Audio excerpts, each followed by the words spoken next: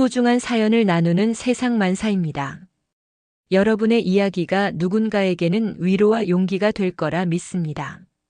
그럼 오늘도 함께 시작해 볼까요? 안녕하세요. 31살의 여자. 평범한 직장인입니다. 제가 임신 10주차 몸으로 비 오는 밤에 집 밖으로 쫓겨났을 때 시어머니는 현관문을 쾅 닫으며 이렇게 소리쳤습니다. 너 같은 250만 원짜리가 감히 우리 집안에 뭘 바라냐? 내가 낳을 그 애도 너처럼 쓸모없을 게 뻔해. 당장 꺼져. 저는 그 순간 배를 감싸 안고 차가운 빗물을 맞으며 생각했습니다. 지금이 때인가? 이제 그만 진실을 밝혀야 하나? 사실 저는 제 신분을 숨기고 있었습니다.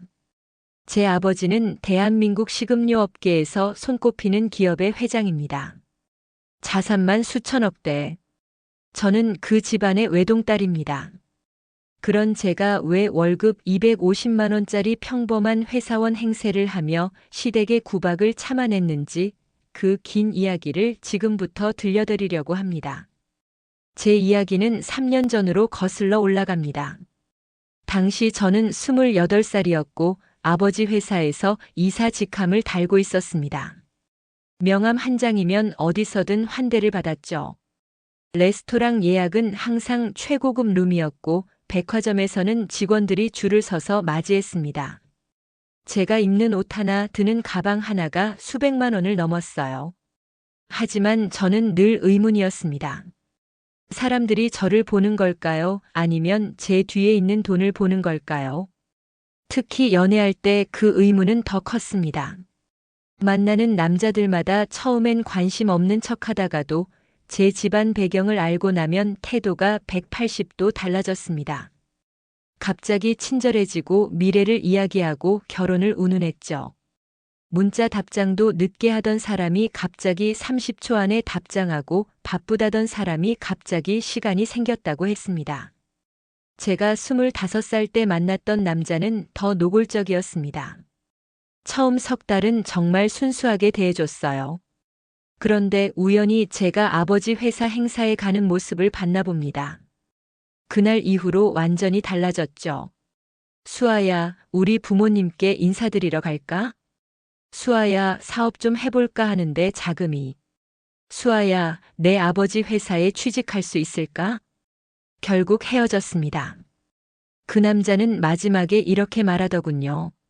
너 같은 금수저가 왜 나 같은 사람 시간 낭비하게 만들어? 처음부터 내 정체를 밝히지 그랬어? 그 말이 오랫동안 제 가슴에 박혔습니다. 제 정체? 저는 그저 이수아라는 한 사람일 뿐인데 제 정체가 재산이란 말인가요? 26살 때 만난 남자는 더 심했습니다. 사귀고 나서 알았는데 그 사람은 처음부터 저를 알고 접근했더군요. 제 동선을 파악하고 제가 자주 가는 카페에서 우연을 가장해 부딪힌 거였습니다. 나중에 그 사람 휴대전화에서 제 사진과 함께 적힌 메모를 봤어요. 하나 식음료 외동딸. 자산 수천억 추정. 결혼하면 최소 수백억 상속 예상. 그날 밤 얼마나 울었는지 모릅니다. 저는 그저 사랑받고 싶었을 뿐인데 저를 보는 사람이 아무도 없었습니다. 모두가 제 뒤에 있는 돈만 봤어요. 28살 생일날 저는 아버지에게 제안했습니다. 아버지, 제가 신분을 숨기고 평범하게 살아보고 싶어요. 진짜 저를 사랑해줄 사람을 찾고 싶어요. 아버지는 한참을 고민하셨습니다. 저를 보시는 눈빛이 복잡했어요. 걱정, 안타까움, 이해, 그리고 허락. 여러 감정이 뒤섞여 있었습니다. 수아야, 그건 위험할 수 있어. 내가 다칠 수도 있고. 괜찮아요, 아빠. 저 이미 많이 다쳤어요. 이번에는 제대로 해보고 싶어요. 아버지는 결국 허락하셨습니다. 단 조건이 있었습니다. 제가 위험에 처하면 언제든 보호할 수 있도록 비밀리에 경호원들이 따라붙고 3년 안에 결과를 내야 한다는 것. 그리고 제가 원하면 언제든 그만둘 수 있다는 것. 저는 회사를 그만뒀습니다. 정확히는 그만둔 척했죠. 이력서에서 아버지 회사 경력을 모두 지우고 대신 작은 중소기업에서 일했다는 거짓 경력을 만들었습니다. 학벌도 낮췄습니다. 명문대 졸업장 대신 지방 전문대 졸업으로 바꿨죠. 아버지의 법률팀이 완벽하게 서류를 만들어줬습니다. 그리고 진짜로 작은 회사에 취직했습니다. 월급은 세후 250만 원. 제가 예전에 하루에 쓰던 돈보다 적은 금액이었습니다. 처음 급여 명세서를 받았을 때 실감이 안 났어요. 이 돈으로 한 달을 어떻게 사나. 오피스텔도 낡은 곳으로 구했습니다. 보증금 500, 월세 40만 원짜리. 엘리베이터도 없는 3층이었고 방은 덩그러니 7평 남짓했습니다. 처음 이사 가던 날 계단을 오르며 숨이 찼습니다. 짐을 직접 들고 올라가는 것도 처음이었거든요. 명품 가방은 모두 창고에 넣었습니다. 옷도 전부 정리했어요. 예전에 입던 옷 한 벌이면 지금 제 월급 몇 달치였으니까요. 대신 시장에서 옷을 샀습니다. 10,000원, 20,000원짜리. 처음에는 어색했지만 익숙해졌습니다. 가방도 바꿨습니다. 백화점에서 산 8,000원짜리 가방을 들었어요. 신발도 마찬가지였습니다. 3만원짜리 운동화를 신고 출근했습니다. 예전에는 구두 한 켤레가 200만 원이 넘었는데 말이죠. 화장품도 바꿨습니다. 한 병에 30만 원 하던 크림 대신 10,000원짜리 크림을 썼어요. 처음에는 피부가 이상해지는 것 같았지만 곧 적응했습니다. 그렇게 1년쯤 지났을 때 저는 평범한 직장인의 삶에 익숙해져 있었습니다. 아침 7시에 일어나 지하철을 타고 출근하고 점심은 5,000원짜리 백반으로 때우고 저녁에는 편의점 도시락을 먹었습니다. 주말에는 집에서 드라마를 보거나 동네 카페에서 아메리카노 한 잔으로 시간을 보냈어요. 월급날이 되면 통장을 확인했습니다. 250만 원에서 월세 40만 원을 내고 식비와 교통비를 쓰고 나면 한 달에 100만 원도 안 남았습니다. 저축은 꿈도 못 꿨어요. 옷 한 벌 사려면 한참을 고민해야 했고 친구들 만나면 항상 제일 싼 메뉴를 골랐습니다. 이게 진짜 평범한 사람들의 삶이구나. 그렇게 깨달았습니다. 그리고 그 무렵 남편을 만났습니다. 회사 선배의 소개로 소개팅을 나갔습니다. 강남역 근처 카페였어요. 남자는 정장을 입고 있었는데 첫인상은 그냥 평범했습니다. 특별히 잘생기지도 못생기지도 않은. 키는 보통이고 체격도 보통이고 말투도 보통인 그런 남자. 안녕하세요, 정도연입니다. 물류회사 다니고 있어요. 안녕하세요, 이수아예요. 작은 회사 다니고 있어요. 처음에는 어색했습니다. 소개팅이란 게 원래 그렇잖아요. 서로 탐색하는 시간. 그런데 이 남자는 달랐습니다. 다른 남자들은 소개팅 나오면 제일 먼저 부모님이 뭐 하시는지, 집은 어디인지, 형제는 어떻게 되는지 물었거든요. 그런데 이 남자는 그런 질문을 하나도 하지 않았어요. 대신 이렇게 물었습니다. 수아 씨는 어떤 음식 좋아하세요? 영화는 자주 보시나요? 주말에는 보통 뭐 하세요? 제 일상에 대해 물었습니다. 제 배경이 아니라 제 자체에 대해 궁금해했어요. 그게 참 신선했습니다. 두 번째 만남에서 그는 제가 좋아한다고 했던 파스타 집에 데려갔습니다. 비싸지 않은 동네 작은 이탈리안 레스토랑이었어요. 여기 파스타 정말 맛있어요. 수아 씨 입맛에 맞았으면 좋겠네요. 그의 배려가 느껴졌습니다. 비싼 곳으로 가서 부담 주는 대신 제 형편을 고려해 준 것 같았어요. 세 번째 만남에서는 한강공원을 걸었습니다. 편의점에서 산 캔커피를 마시며 벤치에 앉아 이야기를 나눴어요. 수아 씨는 꿈이 뭐예요? 꿈이요? 글쎄요. 평범하게 행복한 가정 꾸리는 거요? 좋네요. 저도 그래요. 그냥 평범하게 사랑하는 사람이랑 따뜻한 가정 만드는 게 꿈이에요. 그 말이 참 좋았습니다. 화려한 꿈이 아니라 평범한 행복. 그게 오히려 진심처럼 느껴졌어요. 네 번째 만남에서 그는 자기 이야기를 해줬습니다. 저희 집은 물류회사를 해요. 아버지가 대표시고 저는 그냥 직원이에요. 과장이긴 한데 뭐 그냥 그래요. 회사 규모는 어느 정도예요? 중견 기업 정도? 크지도 작지도 않아요. 직원이 한 100명쯤 돼요. 그는 자기 집안을 자랑하지 않았습니다. 오히려 담담하게 이야기했어요. 그게 또 좋았습니다. 다섯 번째 만남에서 제 이야기를 꺼냈습니다. 사실 저는 부모님이 일찍 돌아가셨어요. 혼자 자랐고요. 아, 힘드셨겠어요. 괜찮아요. 이제 익숙해졌어요. 친척 중에 물류 창고에서 일하시는 분이 계시긴 한데 자주 뵙진 못해요. 거짓말이었습니다. 하지만 그는 의심하지 않았어요. 오히려 제 손을 꼭 잡아줬습니다. 힘들었겠어요. 혼자 다 이겨내야 했잖아요. 그 손의 온기가 따뜻했습니다. 진심이라고 느꼈어요. 여섯 번째 만남에서 그가 말했습니다. 수아 씨는 참 순수해요. 요즘 같은 세상에서 보기 드문 사람이에요. 순수하다니요? 응. 다른 사람들은 만나면 자꾸 제 집안 이야기만 궁금해해요. 우리 회사가 어떤지, 제가 얼마나 받는지. 근데 수아 씨는 그런 거 하나도 안 물어봐요. 그런 게 중요한가요? 중요하지 않죠. 근데 세상 사람들은 그게 제일 중요한가 봐요. 우리는 서로를 이해했습니다. 아니, 제가 그렇게 느꼈어요. 우리 둘 다 평범한 행복을 원하는 사람이라고. 석 달 만에 우리는 사귀기 시작했습니다. 그리고 6개월 만에 그가 청혼했어요. 한강공원 벤치에서였습니다. 비싼 레스토랑도 아니고 화려한 이벤트도 없었습니다. 그저 석양이 지는 한강을 바라보며 그가 말했어요. 수아야, 나랑 결혼해 줄래? 갑자기요? 응. 나 요즘 계속 생각했어. 평생 너랑 함께 살고 싶다고. 크게 잘 살지는 못해도 그냥 우리 둘이 행복하게 살 수 있을 것 같아. 그의 눈빛이 진심이었습니다. 저는 그렇게 믿었어요. 네, 좋아요. 우리는 결혼을 준비했습니다. 하지만 그 과정에서 저는 계속 거짓말을 이어가야 했습니다.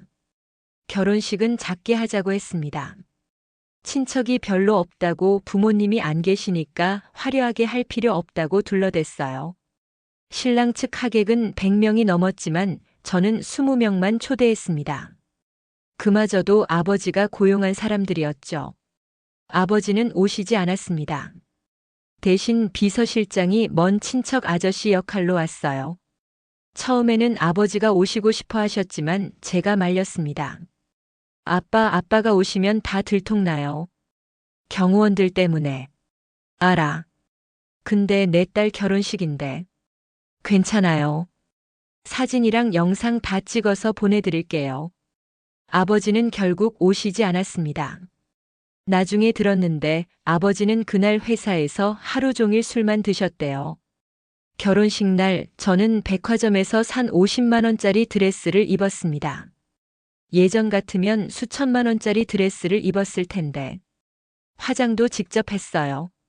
헤어도 동네 미용실에서 10만 원 주고 했습니다. 식장은 작은 웨딩홀이었습니다. 하객이 많지 않으니 작은 곳으로 잡았어요. 식사도 간단하게 뷔페로 했습니다. 시댁 식구들이 오셨을 때 저는 긴장했습니다. 특히 시어머니의 눈빛이 날카로웠어요. 제 드레스부터 신발까지 훑어보시더니 한숨을 쉬셨습니다. 이게 뭐야? 결혼식이 이렇게 초라해? 어머니, 수아가 형편이 그렇잖아요. 남편이 작은 목소리로 말했습니다. 형편? 에휴. 시어머니는 더 이상 말씀하지 않으셨지만 표정이 다 말해주고 있었습니다. 실망, 불만, 피로연 때도 마찬가지였습니다. 신부 측 하객이 너무 적어서 신랑 측만 북적였어요. 시댁 친척들이 수군거리는 소리가 들렸습니다. 저 신부 친척이 왜 이렇게 없어? 부모도 없다던데? 도현이가 왜 저런 애를. 저는 웃으며 인사했습니다. 하지만 마음속으로는 울고 있었어요. 신혼집은 저희가 마련한 투룸이었습니다. 보증금 5천만 원에 월세 70만 원. 20평도 안 되는 작은 집이었어요. 저와 남편의 저축을 모두 합쳐서 겨우 계약했습니다. 결혼 첫날 밤 우리는 집에서 치킨을 시켜 먹었습니다. 비싼 호텔 대신 우리 집에서 첫날 밤을 보냈어요. 그것도 나름 행복했습니다. 하지만 그 행복은 오래가지 못했습니다. 결혼 이틀째 되던 날 시댁 식구들이 갑자기 신혼집에 들이닥쳤습니다. 똑똑똑. 문을 두드리는 소리에 잠에서 깼어요. 시계를 보니 아침 7시였습니다. 누구세요? 나야, 어머니. 문 열어. 황급히 옷을 입고 문을 열었습니다. 시어머니와 시아버지 그리고 시누이까지 다 오셨더군요. 어머니. 무슨 일이세요? 무슨 일은? 며느리 사는데 보러 왔지. 시어머니는 집 안으로 들어오시더니 여기저기 둘러보셨습니다. 표정이 점점 굳어지더니 결국 폭발하셨어요. 이게 뭐야? 20평도 안 되는 데서 어떻게 살라고? 어머니, 저희 형편이. 형편? 우리 도현이가 이런 데서 살 애가 아니거든. 죄송해요. 제가 능력이 부족해서. 능력이 부족한 게 아니라 집안이 부족한 거지. 너 이게 신혼집이야? 쪽방이지. 저는 고개를 숙였습니다. 남편은 아무 말도 하지 않았어요. 시아버지는 방을 둘러보시더니 말씀하셨습니다. 도현아, 우리 회사 기숙사가 이것보단 낫다. 내가 뭘 잘못 생각한 것 같은데. 아버지, 이혼은 아직 늦지 않았어. 지금이라도. 아버지, 저 수아 사랑해요. 남편이 처음으로 저를 감쌌습니다. 그 순간은 정말 고마웠어요. 하지만 시어머니는 멈추지 않으셨습니다. 사랑? 사랑으로 밥 먹고 사니? 너희 둘이 합쳐봐야 월급이 700 정도밖에 안 되잖아. 그걸로 어떻게 애 낳고 키워? 저희 열심히 할게요. 열심히? 내가 뭘 열심히 해? 내 월급이 고작 250이잖아. 그날 이후로 시댁 식구들은 수시로 집에 들렀습니다. 미리 연락도 없이 갑자기 오셔서는 집 상태를 확인하고 가셨어요. 수아야, 집이 왜 이렇게 더러워?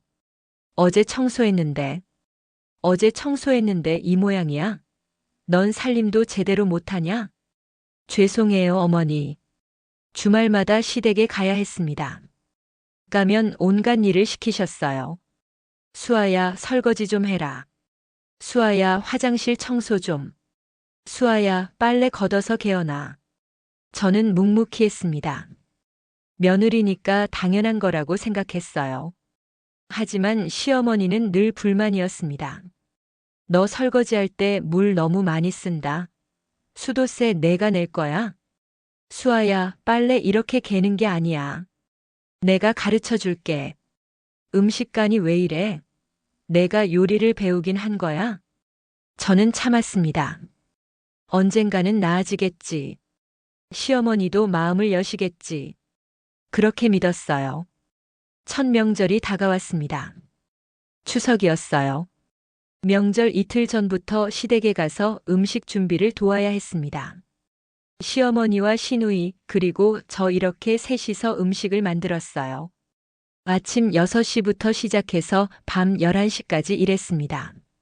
전을 부치고 나물을 무치고 고기를 재우고 손이 퉁퉁 부었습니다. 그런데 시어머니는 저한테만 유독 심하셨어요. 수아야, 그렇게 하는 게 아니라니까? 이것 좀 봐. 전이 다 타잖아. 죄송해요, 어머니. 죄송하긴. 다시 해. 처음부터. 저는 타버린 전을 버리고 다시 만들었습니다. 손가락에 기름이 튀어 물집이 잡혔지만 참았어요. 시누이는 거실에서 텔레비전을 보고 있었습니다. 일은 하나도 안 하고 간식만 먹더군요. 어머니, 언니는 안 도와요? 언니는 바쁘니까.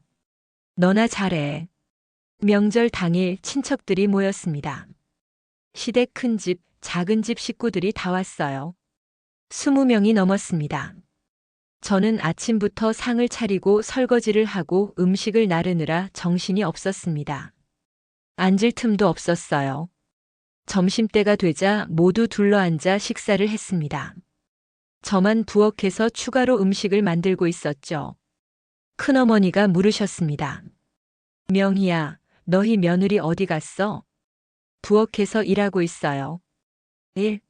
명절인데 같이 앉아서 먹지. 아니에요. 며느리는 원래 그래야죠. 큰어머니는 더 이상 말씀하지 않으셨습니다.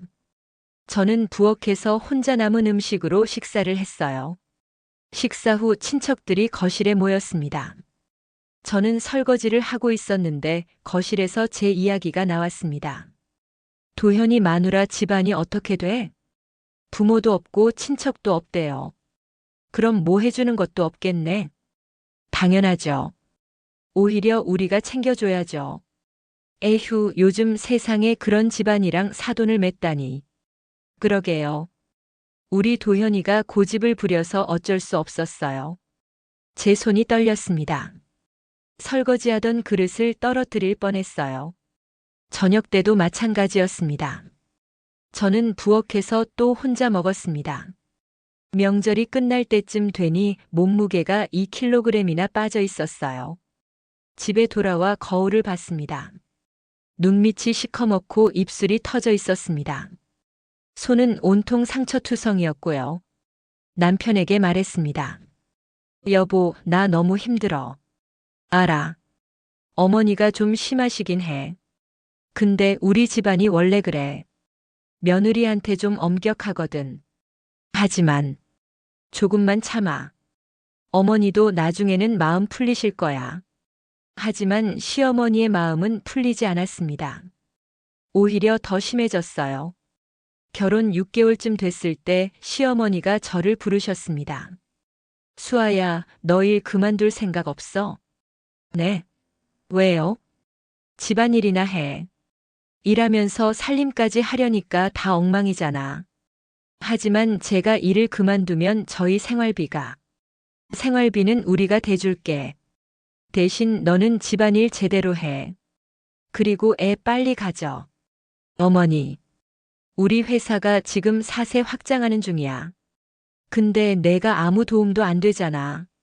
차라리 집에서 애나 키워. 저는 거절했습니다. 죄송하지만 저는 일을 계속하고 싶어요. 그날 이후로 시어머니는 저를 더 심하게 대하셨습니다. 만날 때마다 한마디씩 하셨어요. 너 때문에 우리 도현이 고생한다. 내가 좀 더 잘났으면 우리 회사에도 도움이 됐을 텐데. 내 친척 중에 돈 있는 사람 없어? 남편도 점점 변했습니다. 처음에는 그래도 저를 감싸주려 했는데 시간이 지나면서 어머니 편이 되더군요. 수아야, 어머니 말씀도 일리가 있어. 내가 좀 더 노력하면 안 될까? 나는 지금도 최선을 다하고 있어. 최선? 솔직히 내 월급으로 뭘 하겠어. 이직 좀 알아봐. 더 많이 주는 대로. 쉽지 않아. 내 스펙으로는. 그래, 내 스펙. 그게 문제지. 내가 좀 더 좋은 학교 나왔으면. 그 말이 가슴에 박혔습니다. 제가 학교를 낮춰서 속인 건데 그게 이렇게 돌아올 줄은 몰랐어요. 결혼 1년이 지났습니다. 그 1년 동안 저는 시댁의 구박을 참아냈습니다. 명절마다 일만 하고 주말마다 시댁에 가서 청소하고 빨래하고 요리했어요. 시어머니는 제 앞에서 대놓고 말했습니다. 도현아, 너 이혼해. 이 여자 말고 재벌집 딸 하나 구해와. 어머니가 알아볼게. 우리 회사 키우려면 좋은 집안이랑 사돈 맺어야 한다니까? 어머니, 저 여기 있어요. 내가 여기 있는 게 문제지. 너 같은 애 때문에 우리 아들 인생이 막혀. 내 주제에 감히 우리 집안 며느리 행세를 하고 있어. 남편은 아무 말도 하지 않았습니다. 그저 멍하니 앉아서 텔레비전만 봤어요. 저는 그날 밤 집에 돌아와 울었습니다. 이게 맞는 걸까? 이게 진짜 사랑을 시험하는 방법이 맞는 걸까? 하지만 저는 포기하지 않았습니다. 조금만 더 참자. 조금만 더 버티면 나아질 거야. 그렇게 스스로를 다독였어요. 그리고 1년 반쯤 지났을 때 저는 임신을 했습니다. 생리가 늦어지길래 이상하다 싶어서 약국에서 테스트기를 샀습니다. 떨리는 손으로 검사를 했고 2줄이 나왔어요. 임신. 저는 믿을 수 없어서 3번이나 다시 검사했습니다. 모두 2줄이었어요. 병원에 갔습니다. 의사 선생님이 확인해 주셨어요. 축하드려요. 임신 5주 차네요. 정말요? 네. 건강하게 잘 자라고 있어요. 저는 기뻤습니다. 드디어 이 집안에 제 아이가 생긴다. 이제 조금은 나아지겠지. 시어머니도 손주 생긴다고 하면 기뻐하시겠지. 그런데 제 생각이 얼마나 순진했는지 곧 알게 됐습니다. 저는 임신 10주차가 되어 안정기에 접어들었을 때 남편에게 말했습니다. 여보, 우리 아기 생겼어. 남편은 놀라는 것 같았습니다. 하지만 기쁨보다는 당황스러운 표정이었어요. 진짜? 확실해? 응, 병원 다녀왔어. 10주래. 남편은 한참을 말이 없었습니다. 그러더니 물었어요. 그럼 일은 어떡하게? 일? 계속하지. 출산 직전까지. 그래도 임신하면 일 힘들잖아. 그럼 월급이. 그 순간 깨달았습니다. 남편은 아기가 생긴 게 기쁜 게 아니라 제 월급이 걱정되는 거였어요. 여보, 우리 아기잖아. 기쁘지 않아? 기쁘지. 근데 현실적으로 생각해야지. 애 키우는데 돈 많이 들잖아. 우리 잘할 수 있어. 함께 노력하면. 그래. 어머니한테는 말씀드렸어? 아직. 같이 말씀드리려고. 우리는 그날 저녁 시댁에 갔습니다. 시부모님이 계신 앞에서 남편이 조심스럽게 말했습니다. 어머니, 아버지. 좋은 소식이 있어요. 수아가 임신했어요. 저는 기대했습니다. 아무리 미워하셔도 손주 소식이면 기뻐하시겠지. 하지만 시어머니의 반응은 제 예상을 완전히 빗나갔습니다. 시어머니의 얼굴이 일그러졌습니다. 기쁨이 아니라 분노였어요. 뭐? 임신했다고요? 10주 됐대요. 시어머니가 벌떡 일어났습니다. 야, 이수아. 네, 어머니. 내가 지금 무슨 짓을 한 거야? 저는 당황했습니다. 이게 무슨 반응인가? 어머니, 아기가. 애는 무슨 애? 너 같은 것이 애를 가져? 내가 애를 키울 수나 있어? 저 열심히 할게요. 일도 계속하고. 일을 계속해? 임신하면 일도 제대로 못하잖아. 입덧하면 회사에서 자리만 차지하고 있을 거고 결국 그만둬야 할 거 아니야. 아니에요.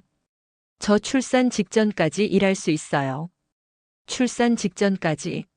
그리고 나서는 육아휴직 쓸 거야? 네. 1년 정도만. 시어머니가 비웃었습니다. 1년? 그 1년 동안 누가 너희를 먹여 살려? 도현이 월급만으로 살 수 있을 것 같아? 거기다 애까지 키워? 저희 잘할 수 있어요. 잘하긴 뭘 잘해. 내 그 얄팍한 월급으로 기저귀 값이라도 벌 수 있어. 분유값은? 병원비는? 저는 말문이 막혔습니다. 우리 회사가 지금 얼마나 어려운데 내가 애까지 낳으면 집만 늘어나잖아. 우리 도현이한테 얼마나 부담이 되는데. 어머니, 제가 최선을 다할게요. 최선은 무슨? 너 같은 것이 애를 낳으면 그 애도 너처럼 쓸모없을 게 뻔해. 그 말에 제 가슴이 무너졌습니다. 어머니, 아기는 잘못이 없어요. 잘못이 없어? 너 같은 것이 낳은 애가 무슨 잘못이 없어. 그 애는 태어나는 것 자체가 잘못이야. 어머니, 저는 소리쳤습니다. 평생 처음으로 시어머니한테 소리를 질렀어요. 시어머니는 더 화가 나셨습니다. 뭐? 내가 지금 나한테 소리를 질러? 내 주제에? 죄송하지만 그런 말씀은 하시면 안 돼요. 이 아기는 제 아기예요. 내 아기. 웃기지도 않아. 내가 애를 낳을 자격이나 있어? 시아버지가 거들었습니다. 명의 말이 맞아. 수아야, 너는 지금 애 키울 준비가 안 돼 있어. 준비가 안 돼 있다니요? 경제적으로나 정신적으로나. 애는 나중에 낳아도 돼. 나중은 언제예요? 우리 회사가 좀 안정되고 너희 경제 상황이 나아지면. 그게 언제가 될지 아무도 모르잖아요. 그래도 지금은 때가 아니야. 저는 남편을 봤습니다. 남편은 고개를 숙이고 있었어요. 여보, 당신은 어떻게 생각해? 남편이 작은 목소리로 말했습니다. 수아야, 어머니 말씀이 맞는 것 같아. 그 말을 듣는 순간 제 세상이 무너졌습니다. 뭐라고? 지금 애를 가지는 게 맞는지 모르겠어. 우리 형편도 그렇고. 이게 우리 아기잖아. 당신 아기라고. 알아. 근데 현실적으로 생각해야지. 현실? 지금 넌 엄마가 하라는 대로 하는 거야? 남편은 대답하지 못했습니다. 시어머니가 결정적인 한마디를 했습니다. 너 그 애 지워. 지금 당장. 그 순간 제 안에서 무언가 끊어지는 소리가 들렸습니다. 무슨 말씀을? 못 알아들어? 낙태하라고. 내 주제에 우리 집안 손주를 낳겠다고. 너 같은 것이 낳은 애가 무슨 쓸모가 있겠어. 어머니, 이건 생명이에요. 생명은 무슨? 내가 생명을 논할 자격이나 있어? 너 같은 가난뱅이가. 저는 그 자리를 박차고 나왔습니다. 남편은 따라오지 않았어요. 택시를 타고 집에 돌아와 밤새 울었습니다. 배를 쓰다듬으며 미안하다고 엄마가 꼭 지켜줄게 수없이 속삭였어요. 다음 날부터 상황은 더 나빠졌습니다. 입덧이 심해졌습니다. 아침마다 토했고 냄새만 맡아도 구역질이 났어요. 출근하는 것조차 힘들었습니다. 회사에서도 눈치가 보였습니다. 화장실에 자주 가고 일도 예전만큼 못하니까요. 몸무게도 빠졌습니다. 일주일 만에 3kg이 빠졌어요. 병원에 갔습니다. 의사 선생님이 걱정스러운 표정으로 말씀하셨어요. 스트레스 받으시면 안 돼요. 조기 유산될 수 있어요. 선생님 어떡하죠? 최대한 안정을 취하세요. 일도 줄이시고. 가능하면 입원하는 게 좋겠어요. 진단서를 받아 시댁에 갔습니다. 어머니, 의사 선생님이 제가 위험하대요. 스트레스를 받으면 안 된대요. 시어머니는 진단서를 보더니 찢어버렸습니다. 제 눈앞에서 꾀병 부리지 마. 임신이 무슨 병이야?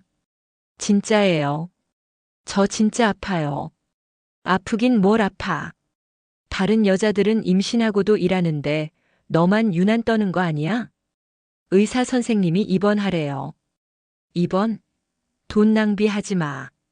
그냥 집에서 쉬면 돼. 하지만은 무슨, 너 일 안 하려고 핑계 대는 거지. 저는 더 이상 말할 수 없었습니다. 그날 밤 배가 아팠습니다. 엄청나게 아팠어요. 화장실에 갔더니 피가 나오고 있었습니다. 급하게 남편에게 전화했습니다. 여보, 나 피 나와. 병원 가야 할 것 같아. 뭐? 지금? 응, 급해. 택시 타고 갈게. 빨리 와줘. 알았어. 근데 나 지금 회식이야. 1시간 후에 갈게. 1시간? 지금 당장 와야 할 것 같은데. 미안, 상사랑 있어서 빠질 수가 없어. 택시 타고 가 있어. 전화가 끊어졌습니다. 저는 혼자 택시를 타고 병원에 갔습니다. 응급실이었어요. 의사 선생님이 급하게 검사를 했습니다. 다행히 아기는 무사해요. 근데 이대로 가면 정말 위험해요. 입원하셔야 해요. 입원을. 네. 절대 안정이 필요해요. 최소 일주일은 입원하셔야 해요. 2시간 뒤에 남편이 왔습니다. 술 냄새를 풍기며 미안 늦었어. 아기는 괜찮아? 다행히. 괜찮대. 근데 입원해야 한대. 입원? 입원비는? 의료보험 돼. 그래도 돈 들잖아. 수아야, 그냥 집에서 쉬면 안 돼? 저는 남편을 똑바로 봤습니다. 지금 내가 아기를 잃을 수도 있다는데 돈 걱정을 하는 거야? 그게 아니라, 우리 지금 여유가 없잖아. 여유? 내 아기인데? 알아. 근데, 저는 더 이상 말하지 않았습니다. 남편에게 기대하는 게 무의미하다는 걸 깨달았으니까요. 결국 저는 입원하지 못했습니다. 돈이 아까워서가 아니라 시어머니가 허락하지 않았기 때문입니다. 입원은 무슨? 집에 와. 내가 돌봐줄게. 시어머니의 말에 저는 시댁으로 가야 했습니다. 하지만 시어머니의 돌봄은 돌봄이 아니었습니다. 오히려 더한 학대였어요. 너 이렇게 누워만 있을 거야? 설거지 좀 해. 어머니, 의사 선생님이 안정을 취하래요. 안정은 무슨? 몸을 움직여야 건강한 애를 낳지. 가만히 누워만 있으면 애도 약하게 태어나. 저는 임신 12주차 몸으로 설거지를 하고 걸레질을 하고 빨래를 했습니다. 어느 날 저녁 저는 현관 계단을 내려가다가 발을 헛디뎠습니다. 계단 5개를 굴러 떨어졌어요. 으악! 배를 부여잡고 바닥에 쓰러졌습니다. 너무 아팠어요. 배가 허리가 온몸이 아팠습니다. 어머니, 어머니, 시어머니가 나오셨습니다. 왜 그래? 시끄럽게. 제가 계단에서 떨어졌어요. 그래서? 배가 너무 아파요. 에휴, 조심하지. 일어나. 시어머니는 저를 일으켜 세우려고 했습니다. 하지만 저는 일어날 수가 없었어요. 못 일어나겠어요. 병원 가야 할 것 같아요. 병원은 무슨? 그냥 좀 쉬면 괜찮아질 거야. 제발요, 어머니. 아기가 위험할 수도 있어요. 아기? 에휴. 시어머니는 마지못해 남편에게 전화하셨습니다. 남편이 집에 도착했을 때는 1시간이 지나 있었습니다. 수아야, 괜찮아? 안 괜찮아. 병원 가자. 알았어. 병원에 갔습니다. 검사 결과 다행히 아기는 무사했어요. 하지만 제 몸 상태는 엉망이었습니다. 부인, 이러시면 안 돼요. 정말 위험해요. 일단 일주일은 절대 안정하셔야 해요. 알겠습니다. 집에 돌아왔습니다. 시댁이 아니라 저희 집으로요. 남편에게 사정했거든요. 여보, 제발 우리 집에서 쉬게 해줘. 시댁 가면 일만 시키시잖아. 알았어. 어머니한테 내가 말씀드릴게. 하지만 이틀 뒤 시어머니가 집에 찾아왔습니다. 수아야, 일어나. 어머니, 내가 집에서 쉬는 것까지는 봐줄게. 근데 그렇다고 가만히 누워만 있으면 안 되지. 집안일은 해야지. 어머니, 의사 선생님이. 의사가 뭘 알아? 내가 애를 둘이나 낳아봐서 아는데 적당히 움직여야 순산해. 시어머니는 저를 일으켜 세웠습니다. 청소 좀 해. 집이 왜 이렇게 더러워? 어제 남편이 청소했는데. 남편이 청소를? 말도 안 돼. 남자가 무슨 청소를 해? 내가 해야지. 저는 임신 13주차 몸으로 청소기를 들고 집안을 돌아다녔습니다. 어지러웠어요. 계속 쓰러질 것 같았습니다. 수아야, 빨래도 해. 어머니, 제가 지금이 언제야? 빨래는 언제 할 건데? 저는 빨래를 했습니다. 무거운 빨래 바구니를 들고 베란다로 나갔어요. 손을 들어 올리는 것조차 힘들었습니다. 그때 갑자기 세상이 빙글빙글 돌았습니다. 어머니, 저는 그대로 쓰러졌습니다. 정신을 차렸을 때는 병원이었습니다. 남편과 시어머니가 옆에 있었어요. 의식 돌아오셨네요. 다행입니다. 의사 선생님이 말씀하셨습니다. 선생님, 아기는 무사해요. 근데 부인, 이러시면 정말 안 돼요. 극심한 스트레스와 과로로 쓰러지신 거예요. 이대로 가면 정말 아기를 잃을 수 있어요. 저는 울었습니다. 그 자리에서 소리내어 울었어요. 제발요, 선생님. 제 아기 지켜주세요. 제가 지키는 게 아니라 부인이 지키셔야죠. 절대 안정하세요. 그리고 의사 선생님이 시어머니를 보셨습니다. 보호자분, 산모한테 스트레스 주시면 안 됩니다. 정말 위험해요. 시어머니는 어색하게 웃으셨습니다. 네, 알겠습니다. 하지만 집에 돌아온 후에도 달라지는 건 없었습니다. 오히려 시어머니는 저를 더 심하게 대했어요. 내가 약해서 그래. 다른 여자들은 임신하고도 일하는데 내가 너무 유난 떠는 거야. 원래 임신이 이렇게 힘든 게 아니야. 내가 너무 나약해서 문제야. 저는 더 이상 참을 수 없었습니다. 하지만 어디 하소연할 곳도 없었어요. 남편은 제 편이 아니었고 친구들에게는 제 신분을 밝힐 수 없었습니다. 아버지한테 전화할까 생각했습니다. 하지만 참았어요. 제가 선택한 길이니까 끝까지 해보고 싶었습니다. 임신 14주차가 됐을 때 시어머니가 친척 모임에 저를 데리고 갔습니다. 수아야, 오늘 친척들 모임이 있어. 같이 가자. 어머니, 저 몸이 안 좋은데. 몸이 안 좋긴. 밖에 좀 나가야 기분 전환도 되지. 가자. 친척 모임은 고급 한정식 집에서 열렸습니다.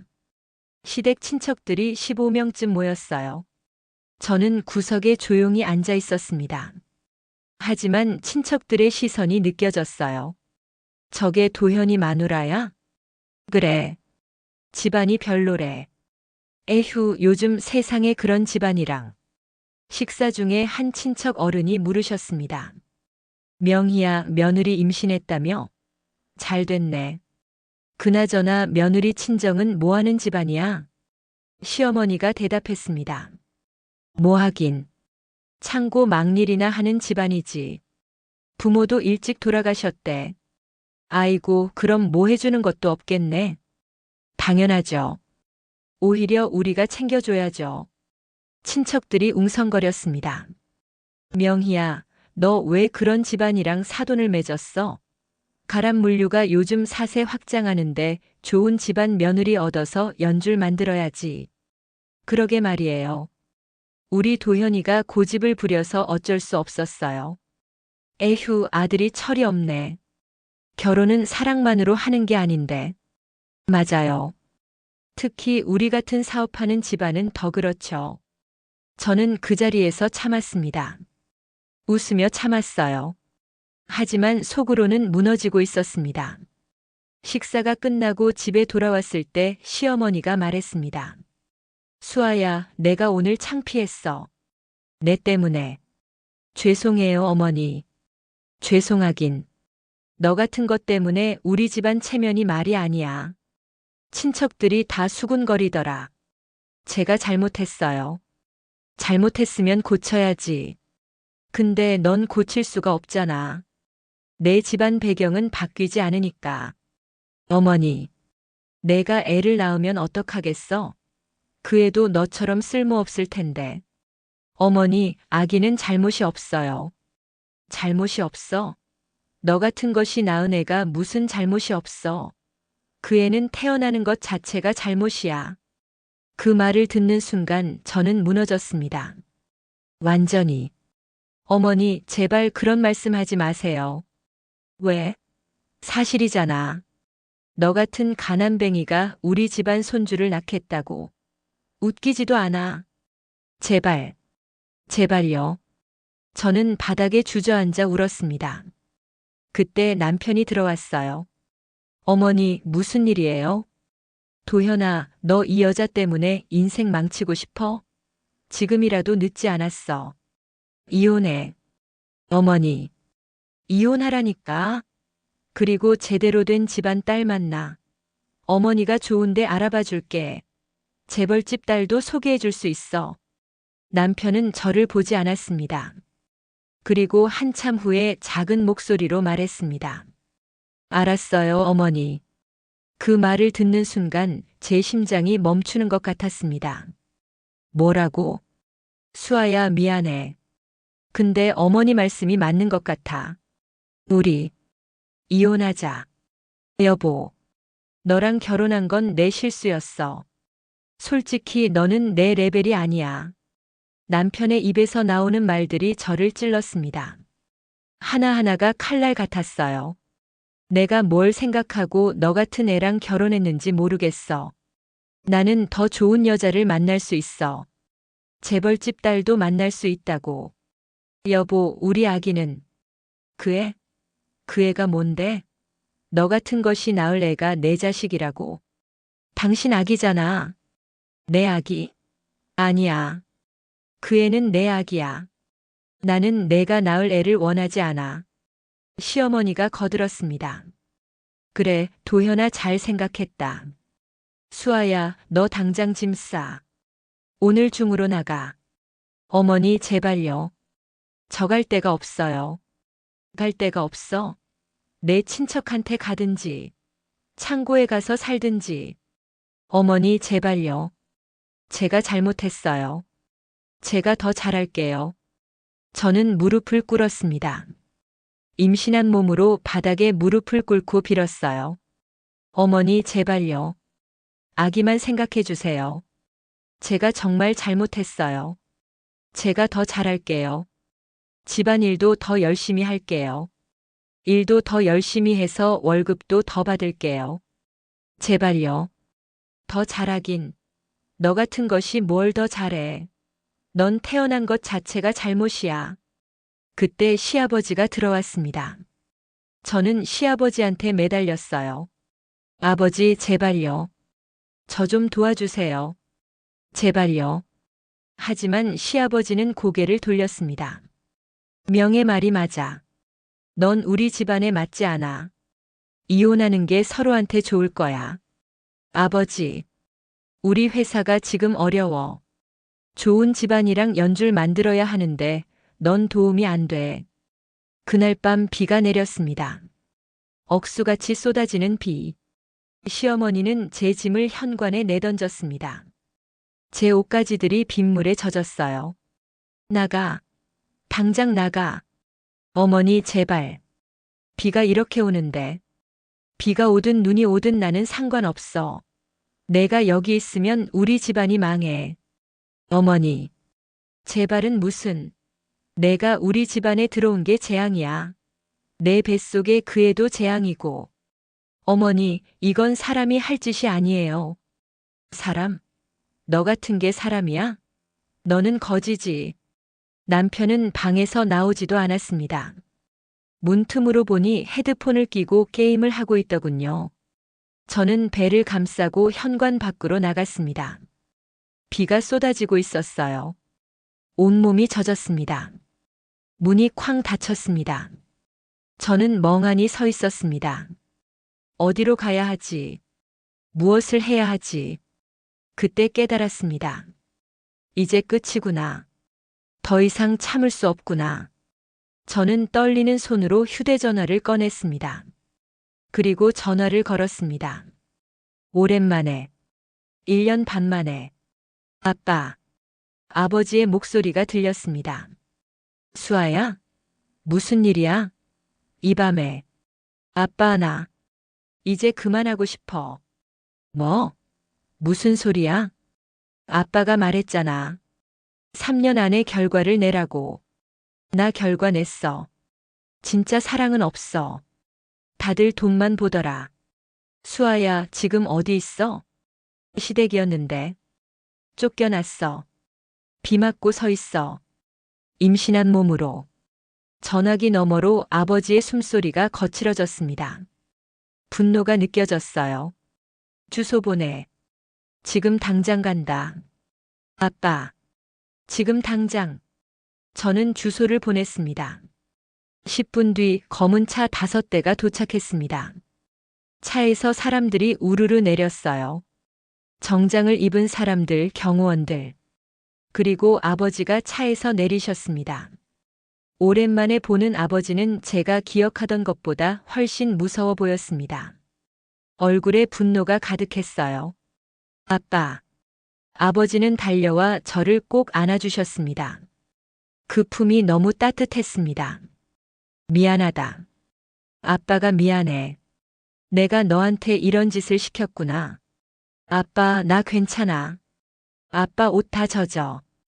괜찮긴 뭐가 괜찮아. 내 새끼가 이렇게 비를 맞고 있는데. 아버지는 저를 차에 태우시더니 시댁 대문을 쾅쾅 두드렸습니다. 나와요. 당장 나와. 한참 후에 시어머니가 대문을 열었습니다. 잠옷 차림이었어요. 누구세요? 이 밤에. 이태성입니다. 그 이름을 듣자마자 시어머니의 얼굴이 하얘졌습니다. 눈이 커지고 입이 벌어졌어요. 이태성? 하나 식음의 이태성 회장님? 네. 제 딸 이수아의 아버지입니다. 시어머니가 비틀거렸습니다. 벽을 잡고 겨우 서 있더군요. 딸, 무슨 말씀을. 당신들이 250만 원짜리라고 무시하고 임신한 몸으로 구박하고 오늘 밤 비 오는데 쫓아낸 그 여자가 제 딸입니다. 그럴 리가. 수아가 회장님 딸이라니. 믿기지 않으시죠? 하지만 사실입니다.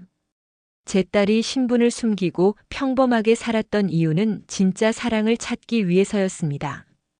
돈이 아닌 마음을 봐줄 사람을 찾으려고요. 시댁 식구들이 모두 현관으로 나왔습니다. 남편도 시아버지도 시누이도. 남편의 얼굴이 새하얗게 질렸습니다. 수아가 재벌집 딸이었어? 아버지는 그들을 향해 차갑게 말했습니다. 제 딸이 당신들한테 무슨 짓을 당했는지 다 알고 있습니다. 회장님 오해십니다.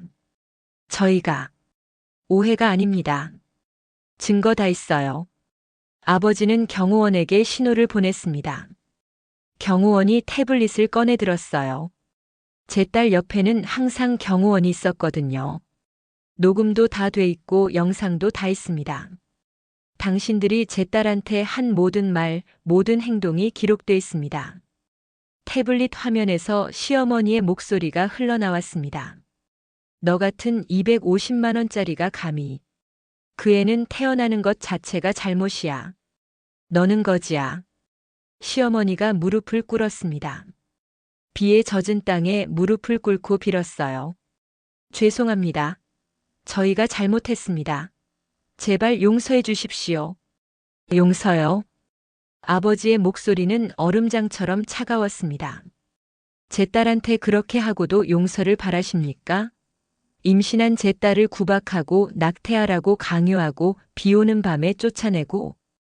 회장님 정말 죄송합니다. 제발 한 번만 봐주십시오.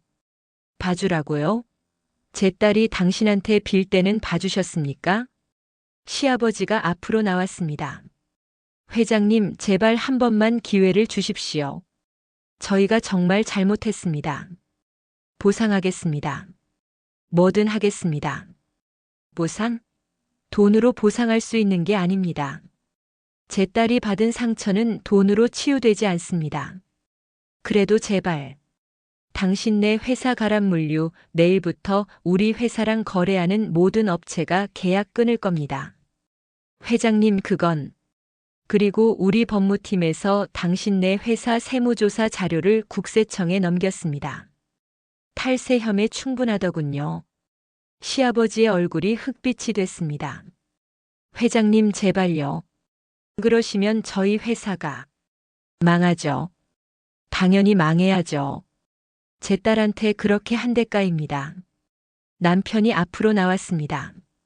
그리고 저를 향해 손을 뻗었어요. 수아야 미안해. 내가 정말 잘못했어. 내가 재벌집 딸인 줄 알았으면. 아버지가 남편의 손을 쳤습니다.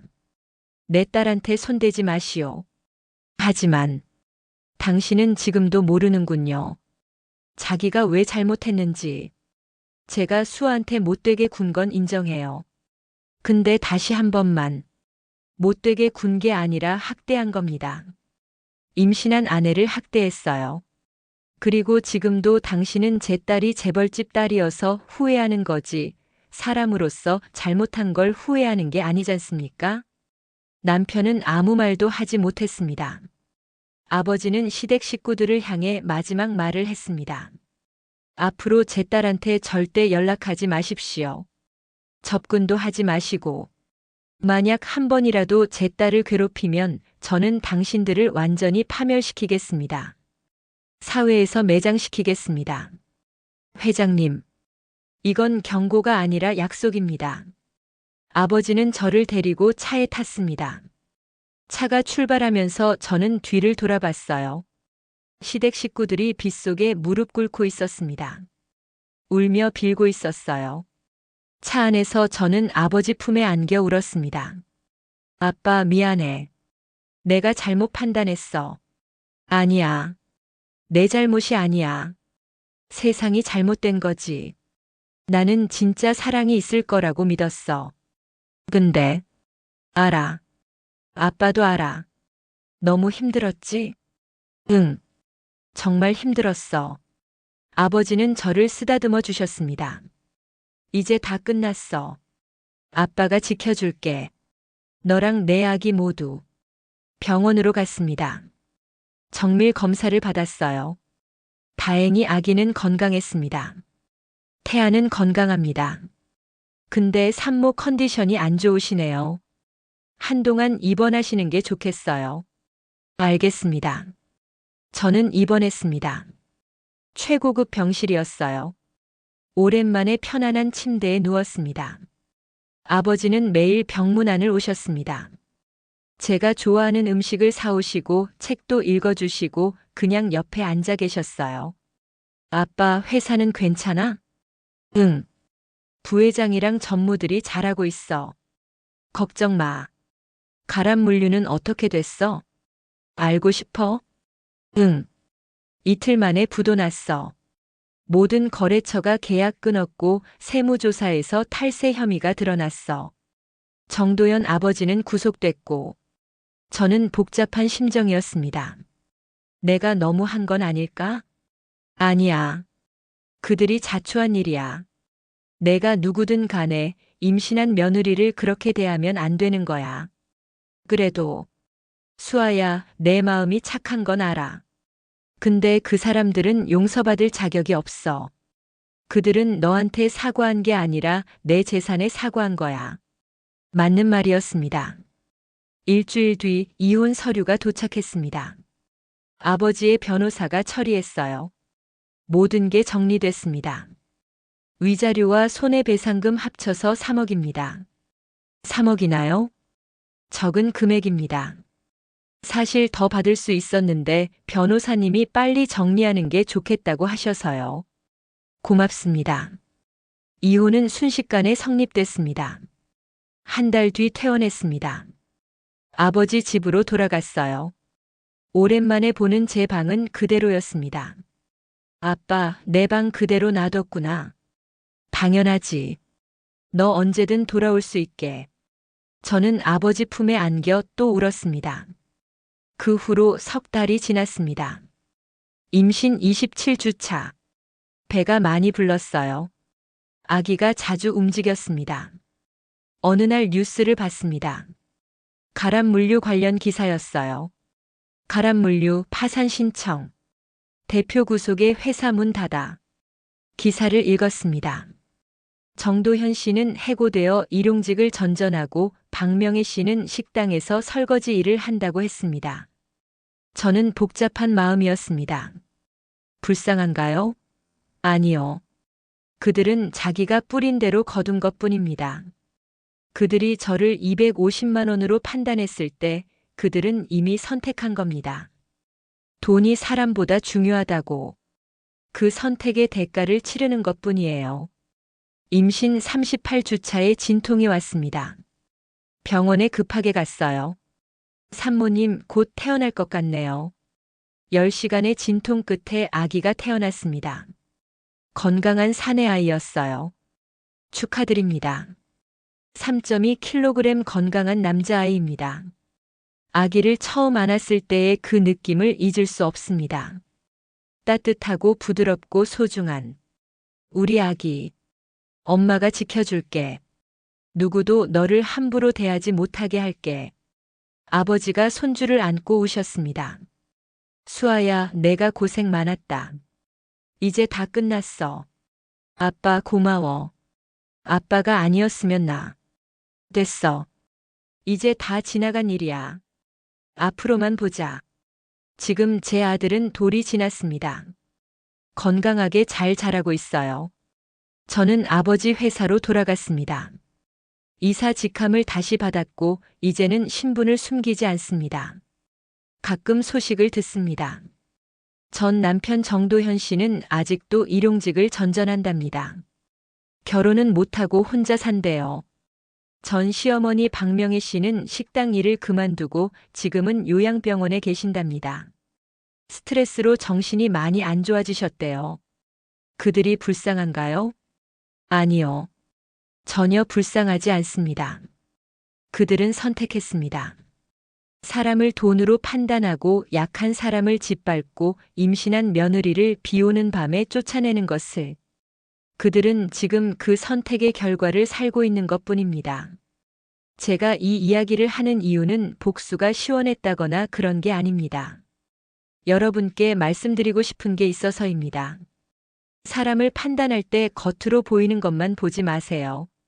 월급이, 직업이, 집안 배경이 그 사람의 전부가 아닙니다. 그 사람의 마음을 보세요. 진심을 보세요. 그 사람이 어떤 사람인지를.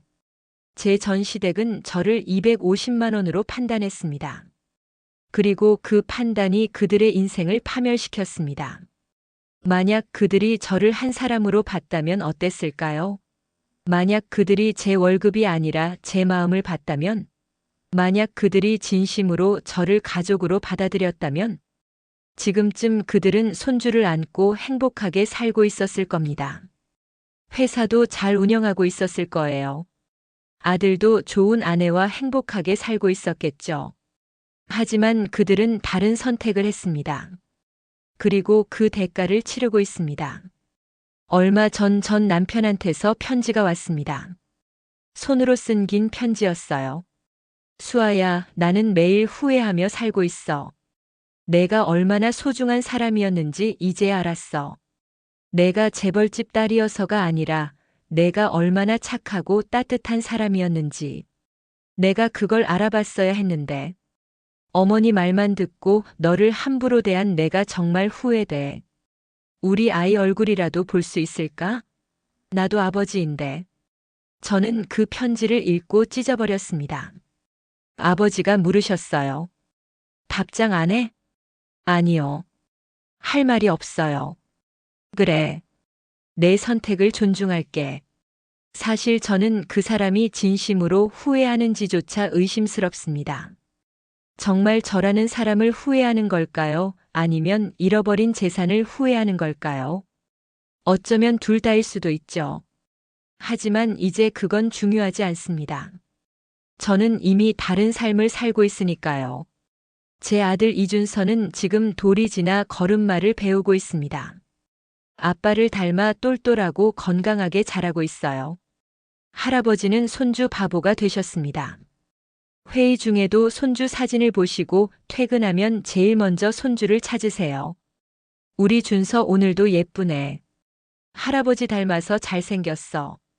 아빠, 나 닮은 것 같은데? 뭔 소리야? 완전 나 닮았어. 이런 소소한 행복이 있습니다. 저는 이제 회사에서 일하며 제 능력을 발휘하고 있습니다. 숨길 필요도 없고 눈치 볼 필요도 없어요. 제가 하고 싶은 일을 하고 제가 원하는 대로 살아갑니다. 하지만 가끔은 생각합니다. 그 1년 반이 정말 의미 없었을까? 아니요. 의미가 있었습니다. 저는 배웠습니다. 세상이 얼마나 잔인한지, 사람들이 얼마나 쉽게 다른 사람을 판단하는지, 돈이 얼마나 사람을 변하게 만드는지, 그리고 동시에 배웠습니다.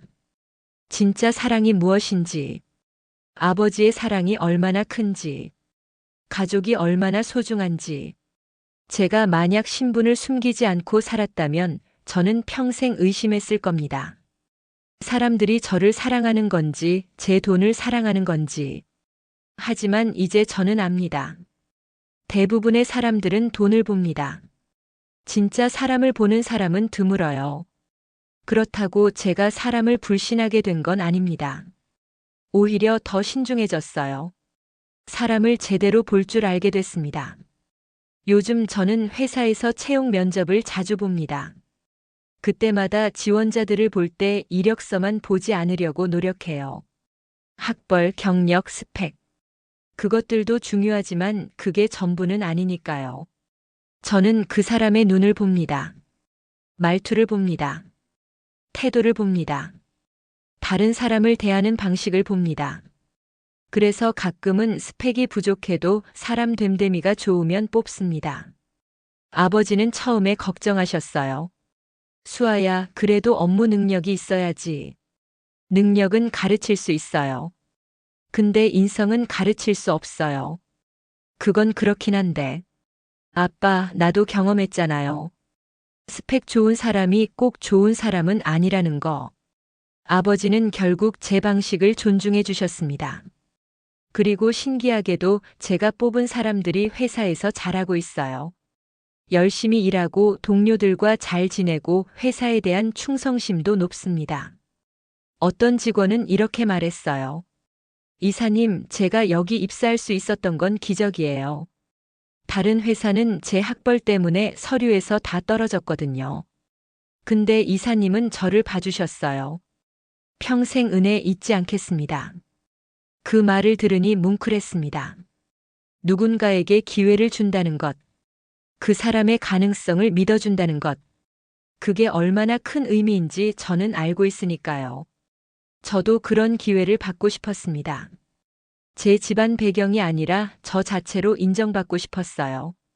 하지만 전 시댁은 저한테 그런 기회를 주지 않았습니다. 그래서 저는 다짐했습니다. 제가 만나는 사람들에게는 기회를 주자. 편견 없이 보자. 겉모습이 아니라 본질을 보자. 회사 생활을 하면서 저는 많은 사람들을 만났습니다. 그 중에는 정말 좋은 사람들도 있었어요. 집안 배경에 상관없이 성실하고 정직하고 따뜻한 사람들. 그런 사람들을 볼 때마다 생각합니다. 아, 세상에 좋은 사람들이 있구나. 돈만 보는 사람들만 있는 건 아니구나.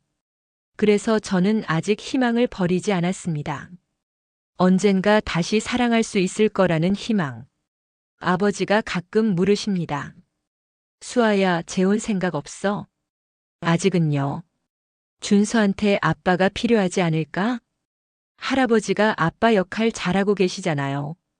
그래도 진짜 아빠는 다르지. 아빠, 나 아직 사람이 무서워요. 또 속을까봐. 아버지는 제 손을 잡아주십니다. 알아. 천천히 해. 서두를 필요 없어. 언젠가 정말 좋은 사람 만날 거야. 그런 사람이 있을까요? 있어.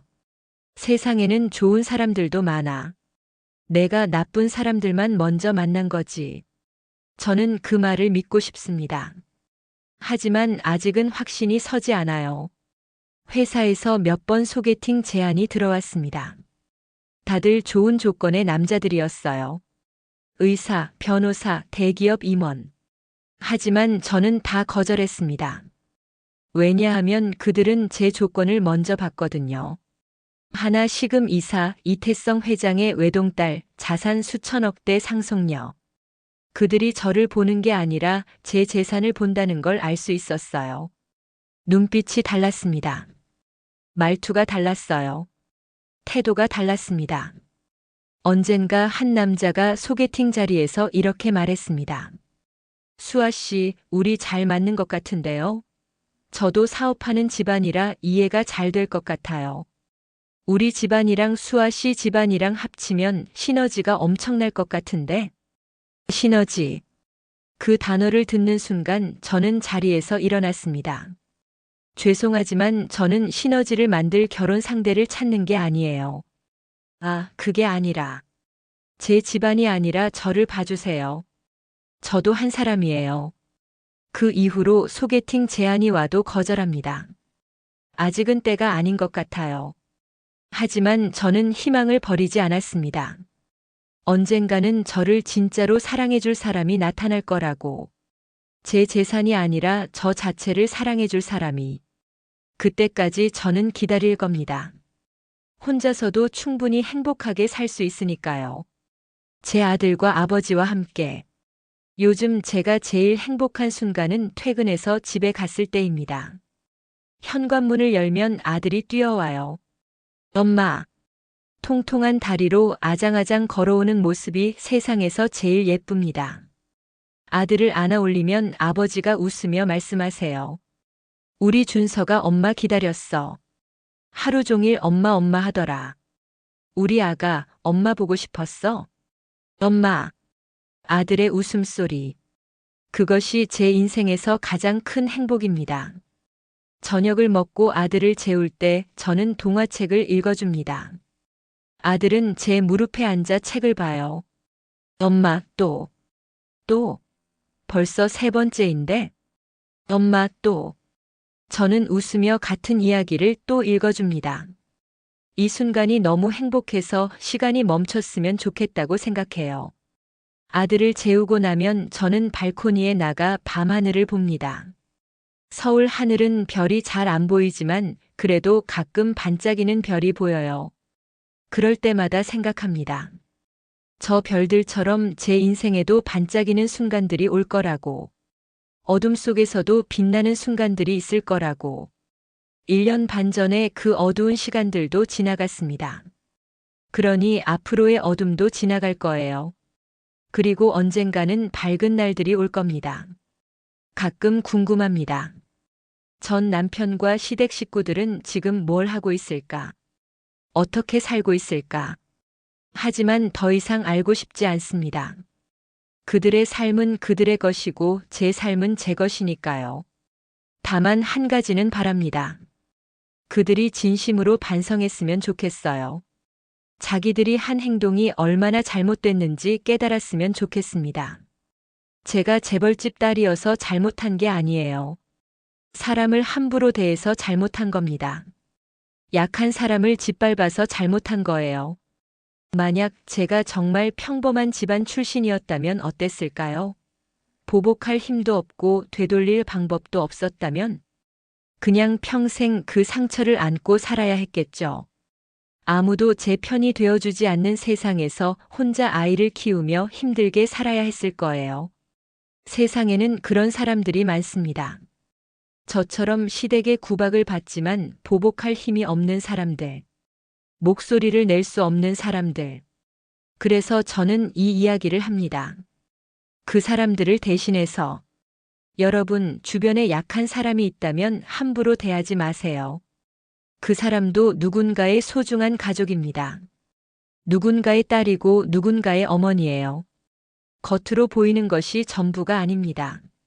월급이 낮다고 집안이 평범하다고 학벌이 좋지 않다고 그 사람의 가치가 낮은 게 아닙니다. 모든 사람은 존중받을 가치가 있어요. 부자든 가난하든 높은 자리에 있든 낮은 자리에 있든. 그리고 특히 임신한 여성에게는 더욱 조심해야 합니다. 그들은 생명을 품고 있어요. 스트레스를 받으면 정말 위험합니다. 그들을 보호해야지 괴롭혀서는 안 됩니다. 저는 운이 좋았습니다. 아버지가 계셨고 보복할 힘이 있었어요. 하지만 대부분의 사람들은 그렇지 못합니다. 그래서 제가 여러분께 부탁드립니다. 만약 며느리가 있다면 딸처럼 대해주세요. 구박하지 말고 사랑해주세요. 만약 시어머니가 계시다면 어머니처럼 공경하되 부당한 대우는 참지 마세요. 목소리를 내세요. 만약 배우자가 있다면 진심으로 사랑하세요. 조건이 아니라 그 사람 자체를 사랑하세요. 사랑은 조건이 아닙니다. 사랑은 그 사람의 본질을 보는 겁니다. 제 전 남편은 저를 사랑한 게 아니었습니다. 제 조건을 좋아했던 거죠. 평범해 보이는 조건. 자기보다 못해 보이는 조건. 그래서 편하게 대할 수 있는 조건. 그런 건 사랑이 아닙니다. 진짜 사랑은 상대방을 존중하는 겁니다. 상대방의 의견을 듣고 상대방의 감정을 배려하고 상대방의 행복을 원하는 것. 제 전 남편은 그러지 못했습니다. 저의 의견은 무시했고 저의 감정은 배려하지 않았고 저의 행복보다 어머니의 비위를 맞추는 게 중요했어요. 그런 사람과는 함께할 수 없습니다. 요즘 제가 회사 후배들에게 자주 하는 말이 있습니다. 결혼은 신중하게 해. 사랑만으로는 부족해. 상대방이 너를 존중하는지 봐. 상대방 가족이 너를 어떻게 대하는지 봐. 그게 제일 중요해. 언니, 그럼 언니는 다시 결혼 안 하세요? 나? 글쎄. 좋은 사람 만나면 할 수도 있지. 근데 서두르지는 않을 거야. 어떤 사람이 좋은 사람이에요? 나를 있는 그대로 봐주는 사람. 내 재산이나 배경이 아니라 나 자체를 사랑해주는 사람. 그런 사람 찾기 힘들지 않아요? 힘들지. 근데 혼자 사는 게 나쁜 사람이랑 사는 것보다 100배 낫거든. 후배는 고개를 끄덕였습니다. 언니 말이 맞아요. 저도 그렇게 생각해요. 저는 이제 제 삶에 만족합니다. 완벽하지는 않지만 평화로워요. 아들과 아버지와 함께하는 이 삶이 행복합니다. 가끔 외로울 때도 있습니다. 밤에 아들을 재우고 혼자 방에 앉아 있을 때 옆에 누군가 있었으면 좋겠다고 생각해요. 이야기를 나눌 사람, 기댈 수 있는 사람. 하지만 그런 사람이 나타나지 않는다면 괜찮습니다. 저는 혼자서도 충분히 강하니까요. 제가 1년 반 동안 배운 게 있다면 바로 이겁니다. 내가 나를 사랑해야 다른 사람도 나를 사랑할 수 있다는 것. 저는 이제 저 자신을 사랑합니다. 부족한 점도 있고 실수도 하지만 그래도 괜찮아요. 저는 최선을 다해 살고 있으니까요. 그리고 제 아들을 사랑합니다. 무조건적으로. 이 아이가 어떤 사람이 되든 어떤 직업을 갖든 얼마를 벌든 저는 이 아이를 사랑할 거예요. 이 아이한테는 절대 조건을 달지 않을 겁니다. 내가 이렇게 해야 사랑한다. 그런 말 하지 않을 거예요. 그냥 있는 그대로 사랑할 겁니다. 그리고 이 아이를 키우면서 가르칠 겁니다. 사람을 대할 때 조건을 보지 말라고. 돈이나 지위가 아니라 그 사람의 마음을 보라고. 약한 사람을 함부로 대하지 말라고. 모든 사람은 존중받을 가치가 있다고. 특히 여자를 대할 때는 더욱 조심하라고. 여자도 남자와 똑같은 인간이고 똑같이 존중받아야 한다고. 제 아들이 그런 사람으로 자라길 바랍니다. 돈이 많아서가 아니라 마음이 따뜻해서 사람들이 좋아하는 사람. 권력이 있어서가 아니라 배려심이 있어서 존경받는 사람. 그런 사람으로 키우는 게 제 목표입니다. 그리고 언젠가 제 아들이 결혼할 나이가 되면 저는 며느리를 딸처럼 대할 겁니다. 절대 구박하지 않을 거예요. 절대 조건으로 판단하지 않을 겁니다. 제가 당한 고통을 다른 사람은 당하지 않게 할 겁니다. 이것이 제가 그 1년 반에서 얻은 가장 큰 교훈입니다. 세상을 바꿀 수는 없어도 제 주변은 바꿀 수 있습니다. 제가 만나는 사람들을 따뜻하게 대할 수 있어요. 제가 고용하는 직원들에게 기회를 줄 수 있습니다. 제 아들을 좋은 사람으로 키울 수 있어요. 그것만으로도 충분합니다. 마지막으로 여러분께 부탁드립니다. 혹시 지금 시댁에 구박을 받고 계신 분이 있다면 참지 마세요. 목소리를 내세요. 도움을 요청하세요. 혼자 견디려고 하지 마세요. 혹시 지금 며느리를 힘들게 하고 계신 분이 있다면 멈추세요. 그 사람도 누군가의 소중한 딸입니다. 함부로 대하지 마세요. 혹시 지금 배우자가 가족의 구박을 받는데 모른 척하고 계신 분이 있다면 일어나세요. 배우자를 지켜주세요. 그게 배우자의 역할입니다. 혹시 지금 누군가를 조건으로 판단하고 계신 분이 있다면 다시 생각해 보세요. 그 사람의 본질을 보세요. 겉모습이 전부가 아닙니다. 사람을 돈으로 판단하는 순간 여러분도 돈으로 판단받게 됩니다. 사람을 조건으로 판단하는 순간 여러분도 조건으로 판단받게 돼요. 세상은 돌고 돕니다. 뿌린 대로 거둡니다. 선한 씨앗을 뿌리세요. 따뜻한 말을 하세요. 약한 사람을 도와주세요. 모든 사람을 존중하세요. 그러면 여러분의 인생에도 좋은 일들이 찾아올 겁니다. 저는 이제 새로운 삶을 살고 있습니다. 과거는 과거로 두고 미래를 향해 나아가고 있어요. 가끔은 힘들고 가끔은 외롭지만 그래도 행복합니다. 제 아들이 있고 아버지가 계시고 저를 응원해주는 사람들이 있으니까요. 그리고 희망이 있습니다. 언젠가는 저를 진심으로 사랑해줄 사람이 나타날 거라는 희망. 그때까지 저는 기다릴 겁니다. 조급해하지 않고 초라해하지 않고 당당하게. 저는 이수아입니다. 하나시금 이태성 회장의 딸이기도 하지만 그보다 먼저 한 사람의 이수아예요. 그리고 이준서의 엄마입니다. 그게 제일 중요한 제 정체성이에요. 이 이야기를 들어주신 모든 분들께 감사드립니다. 여러분의 인생에 따뜻한 일들만 가득하길 바랍니다. 좋은 사람들을 만나시길 바라고 진심으로 사랑하고 사랑받으시길 바랍니다. 그리고 기억하세요. 사람을 판단할 때 겉모습이 아니라 본질을 보세요. 돈이나 지위가 아니라 마음을 보세요. 그것이 진짜 사람을 보는 방법입니다. 감사합니다. 영상이 재미있으셨다면 구독과 좋아요, 댓글까지 부탁드리고 오늘도 건강하고 행복한 하루 되시길 바랍니다.